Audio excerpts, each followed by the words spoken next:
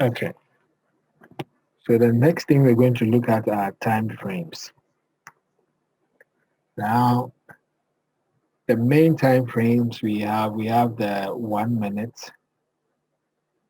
we have the 5 minutes, we have the 15 minutes, we have the 30 minutes, 1 hour, 4 hour, daily, weekly, and then monthly.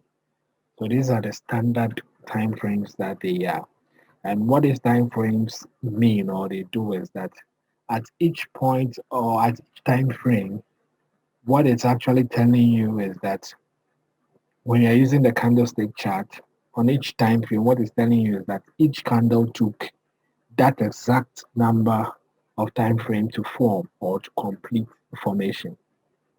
So we are now on the monthly time frame, and it's telling us that each candlestick you see here took 1 month to form. So that is the time frame and how they relate with the candlestick. So this very last one um, is February's candle, and I think February is coming to an end. So hopefully next week, that is Monday, a new candle will start forming after this. So each one took 1 month to form. Now, if you go to the weekly, it also tells us that each candle took a week to form, which is usually basically 5 days since there are 5 trading days. Each one took a week. If you go to the daily, each one is 1 day.